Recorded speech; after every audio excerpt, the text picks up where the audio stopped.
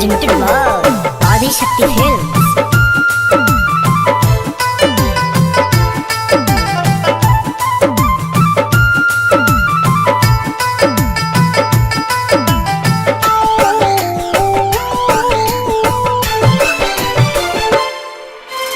जानू कहली हम सोना कहनी, ऊ दर्द दिहली हम हंस के सहनी।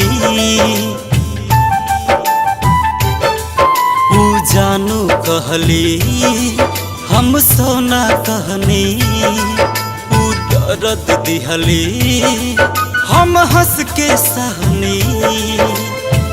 हद से ज्यादा उन पे एतबार कईनी, हद से ज्यादा उन पे एतबार कईनी। किस्मत के रहे मंजूरी है मोहब्बत के बाजी हार गईनी है। किस्मत के रहे मंजूरी है मोहब्बत के बाजी हार गईनी।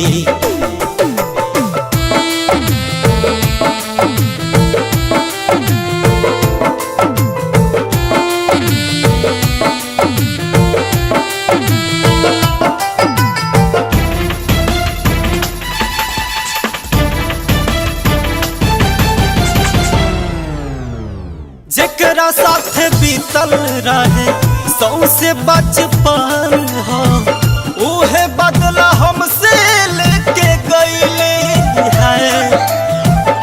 अब न भुलाइब खाली आंसुए बहाई, पल में बदली ये नु गईली है। जिनके प्यार दिल से बेशुमार कईनी, जिनके प्यार दिल से बेशुमार कईनी। किस्मत के रहे मंजूरी है मोहब्बत के बाजी हार गईनी है। किस्मत के रहे मंजूरी है मोहब्बत के बाजी हार गईनी।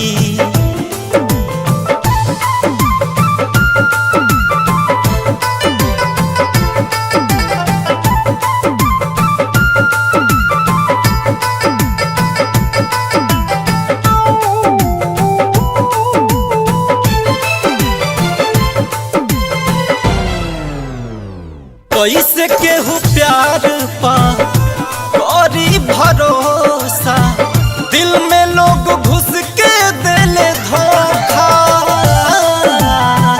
दूर होके अखिलेश उनसे बनले अनाथ हो, प्यार में अक्सर ये होता।